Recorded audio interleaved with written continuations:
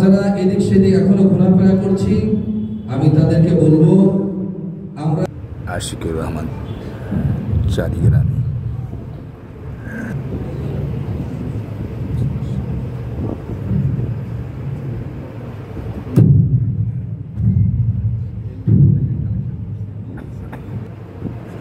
আলহামদুলিল্লাহি ওয়া কাফা ওয়া সালামুন আলা ইবাদিহিল্লাযীনা ইসতাফা আম্মা বা'দু ফাআউযু বিল্লাহি মিনাশ শাইতানির রাজীম। বিসমিল্লাহির রাহমানির রাহিম।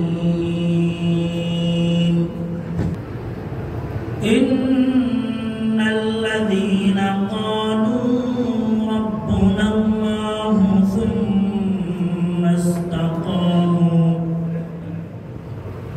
সুম্মা ইসতাকামু তাতানাজ্জালু আলাইহিমুল মালাইকা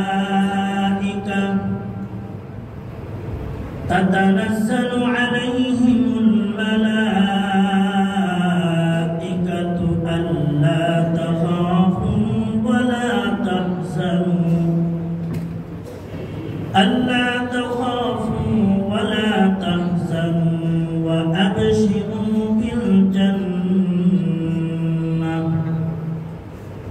ওয়া আলিহি ওয়া সাল্লাম।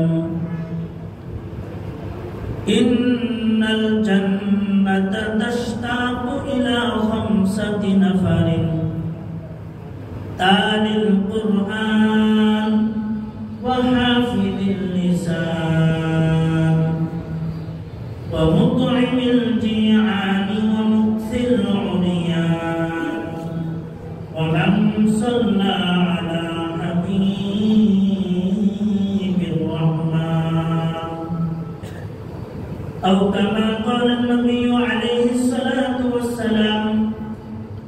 وقال تعالى في شان حبيبه إن الله وملائكته يصلون على النبي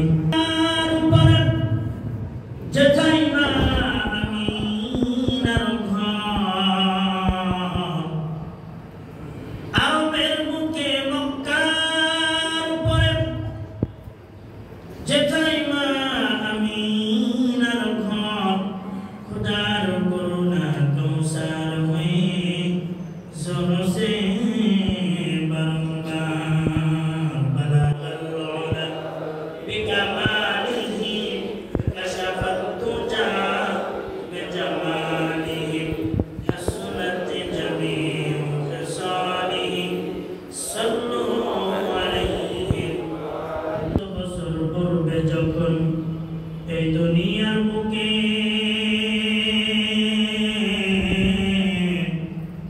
আল্লাহর নাম ছিল না কোথাও কোন মানুষের মুখে, মন্দিরে শুধু বাজিত ঘন্টা, ছিল না আজান ধ্বনি।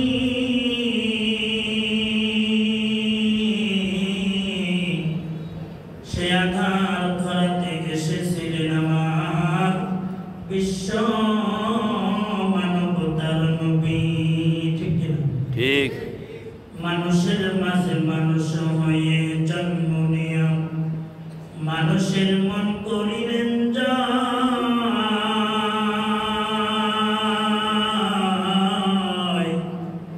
ভালোবাসা দিয়া, কোরআন দিয়া, হাদিস দিয়া, অন্তর দিয়া, কোন মন্ত্র দিয়া নয়। লা ইলাহা ইল্লাল্লাহ লা ইলাহা ইল্লাল্লাহ লা ইলাহা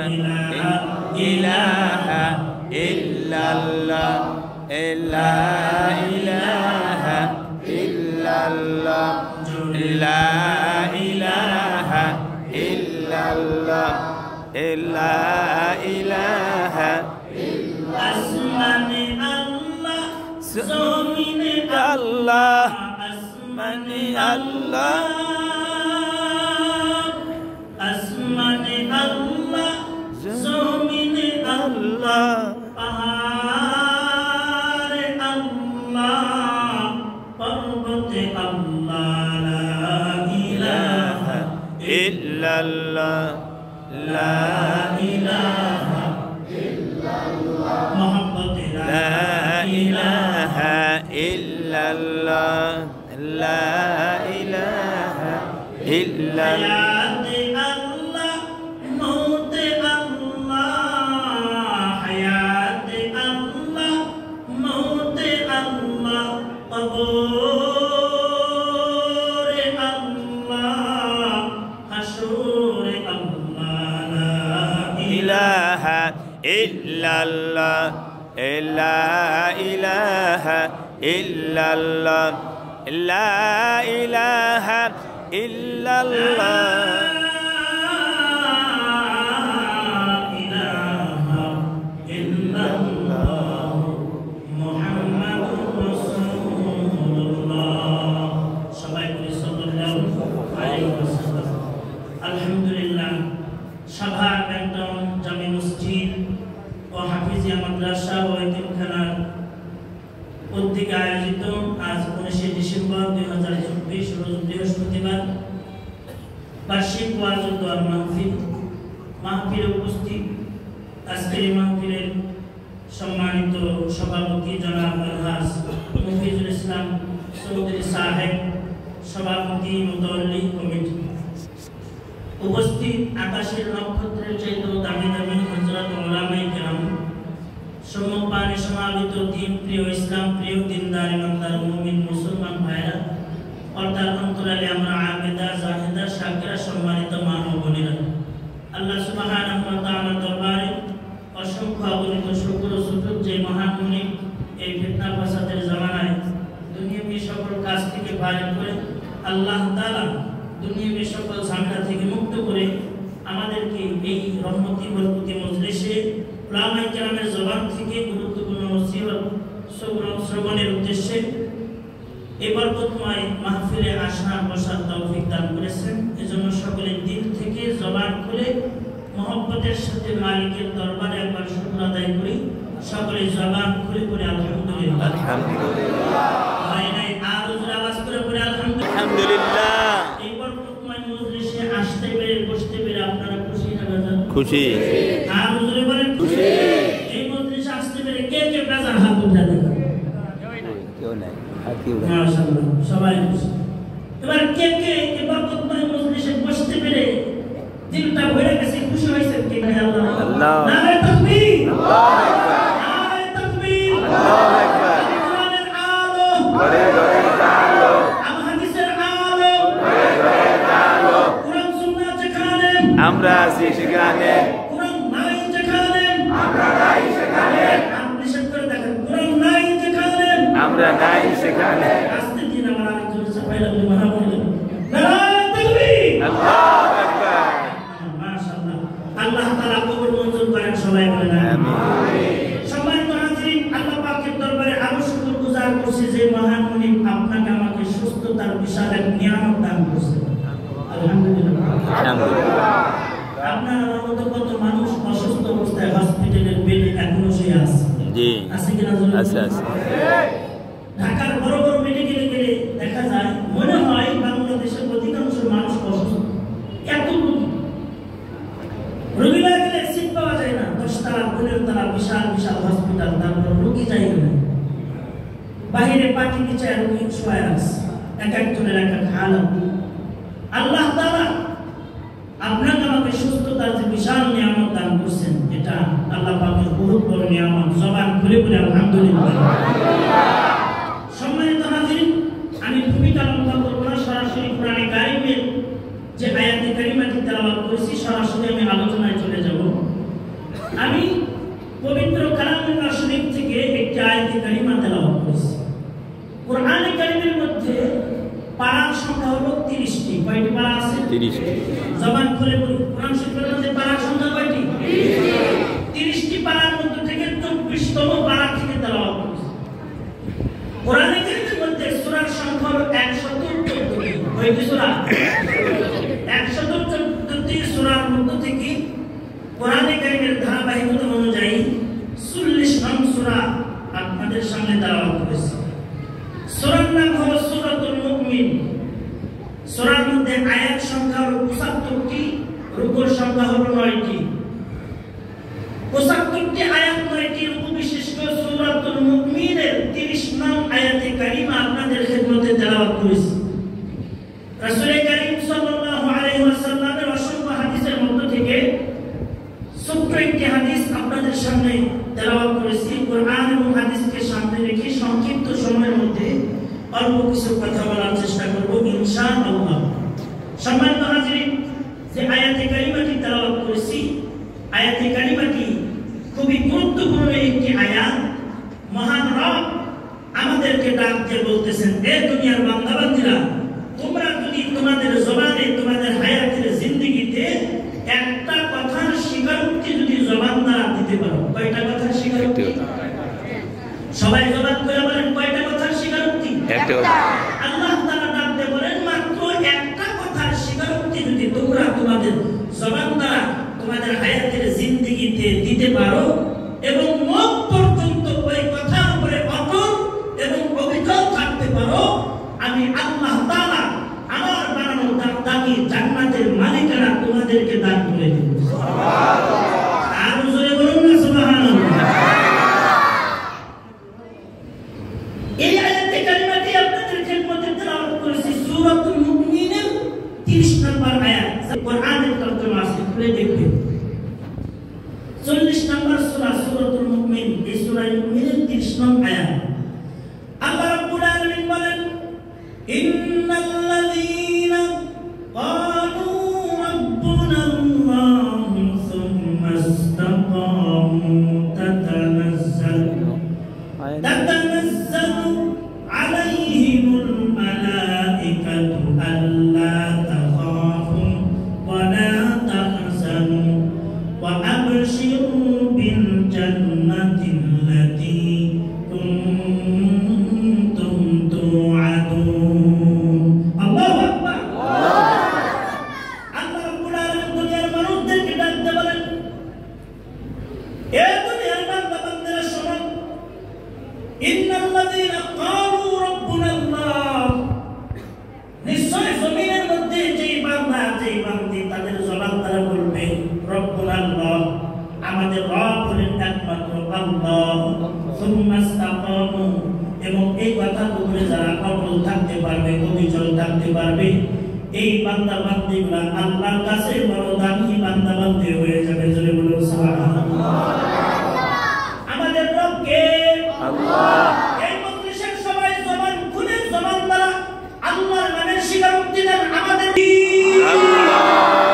সকলে মুসলমানের আওয়াজ দিয়ে বলেন, আমাদের রব কে?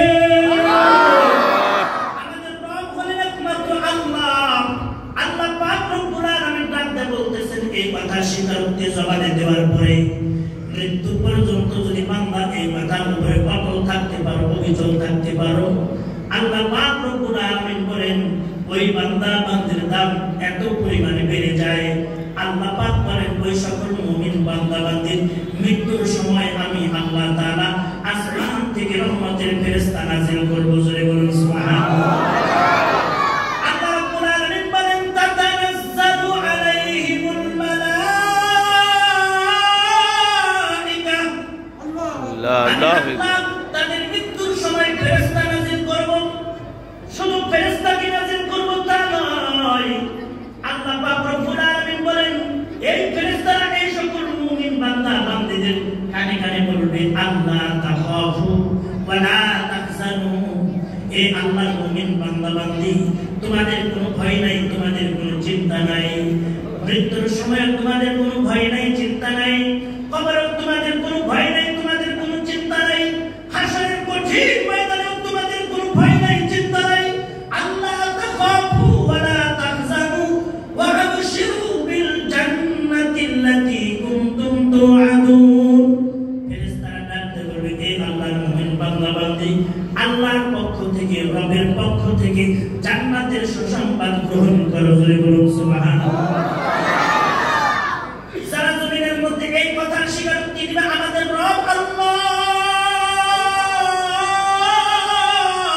আল্লাহু আকবার। এই কথার স্বীকারোক্তি দিয়ে মৃত্যু পর্যন্ত যদি অটল থাকতে পারে তার দাম আল্লাহ তাআলা জমিনবাসীর মধ্যে এমন ভাবে বাড়ায় দিবেন, মরতে দেরি হবে, আল্লাহর বান্দা জান্নাতের গেট দিয়ে ঢুকতে দেরি করবে না। সুবহানাল্লাহ। মরতে দেরি হবে, আল্লাহর জান্নাতের গেট দিয়ে ঢুকতে দেরি হবে না।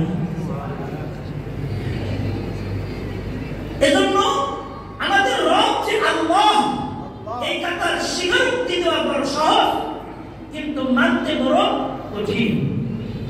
জবানদার আমরা স্বীকারোক্তি দিলাম আমাদের রব আল্লাহ, কিন্তু এই কথার উপরে অটল থাকা, অবিচল থাকা, এটা খুবই কঠিন বিষয়।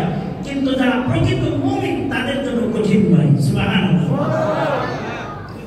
কেউ যদি আল্লাহকে রব হিসেবে মেনে নেয়, আমার রব আল্লাহ, জীবনের সব ক্ষেত্রে রবকে যদি রব হিসেবে গ্রহণ করে নেয়, যে মুমিন বান্দা রবকে স্বীকারোক্তি দিবে আমার রব আল্লাহ, ওই বান্দা বান্দি মসজিদের মিনার থেকে আযানের আওয়াজ শুনে ঘরে বসে থাকতে পারবে না, আল্লাহর কদমে সিজদা দেওয়ার জন্য পাগল হয়ে যাবে। ঠিক না ঠিক?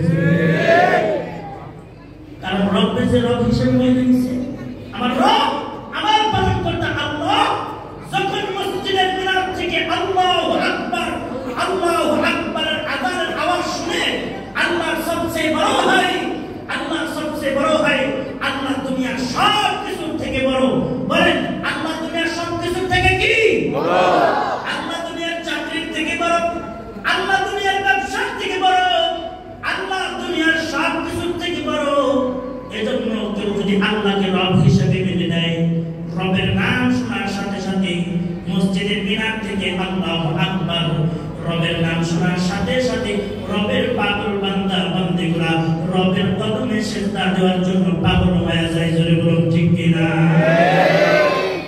কিছু কিছু মানুষের নামাজ পড়লে, নামাজ না পড়তে পারলে মসজিদে না আসলে ভালো লাগে না, কারণ রবের সাথে যে একটা প্রেম, একটা মহব্বত, একটা ভালোবাসা, একটা বন্ধন তৈরি হয়ে গেছে। এই জন্য রবের সাথে যাদের প্রেম হয়ে গেছে, আল্লাহর যারা রব হিসেবে মানছে, দেখবেন আযানের আওয়াজ শুনলে তারা ঘরে বসে থাকতে পারে না, যতক্ষণ না পর্যন্ত মালিকের কদমে সিজদা দিতে না পারবে ততক্ষণ পর্যন্ত ভিতরের অস্থিরতা দূর হয় না। জোরে বলুন ঠিক কি না? যে আল্লামা ইয়াকুব নানবী রাহমাতুল্লাহি আলাইহি দারুল উলুম দেওবন্দের সদরুল মুহাদ্দিসিন এবং মুহতামিম ছিলেন। 20 বছরের সফল মুহতামিম, পৃথিবীর শ্রেষ্ঠ মাদ্রাসা দারুল উলুম দেওবন্দের মুহতামিম ছিলেন আল্লামা ইয়াকুব নানবী রাহমাতুল্লাহি আলাইহি। দারুল উলুম দেওবন্দের প্রথম শাইখুল হাদিস ছিলেন। দারুল উলুম দেওবন্দের প্রথম শাইখুল হাদিস আল্লামা ইয়াকুব নানবী রাহমাতুল্লাহি আলাইহি। একবার মাহফিলের ময়দানে গেছেন, ভক্তরা এত পরিমাণে তার সাথে দেখা করা আরম্ভ করেছে। ভক্তদের সাথে দেখা করতে গিয়া, মুসাফা করতে করতে এদিক দিয়া মসজিদে ইমাম সাহেব আল্লাহু আকবার বলে আসরের নামাজের জামাতে দাঁড়ায় গেছে। মসজিদে গিয়া দেখে প্রথম তাকবীর শেষ হয়ে গেছে, তাকবীর গুলা পায় নাই। কোন রকম নামাজ পড়ে আল্লামা ইয়াকুব নানবী রাহমাতুল্লাহি আলাইহি নামাজ সালাম ফিরাতে দেরি, বেহুশ হইতে দেরি হয় নাই। বেহুশ হয়ে গেছে, হুশ নাই। ভক্তরা ডাকতে বলে, হযরত আপনার জন্য ডাক্তার আসি। দারুল উলুম দেওবন্দের প্রথম শাইখুল হাদিস আল্লামা ইয়াকুব নানবী রাহমাতুল্লাহি আলাইহি ভক্তদেরকে ডাকতে বলে, কোন ডাক্তার আনার দরকার নাই, মাগরিবের আযানটা দিতে দাও। মাগরিবের আযানের পরে যদি তাকবীরে উলার সাথে যদি আমি নামাজ পড়তে পারি, অটোমেটিক আমি সুস্থ হয়ে যাব। সুবহানাল্লাহ। আর জোরে বলুন আল্লাহু আকবার।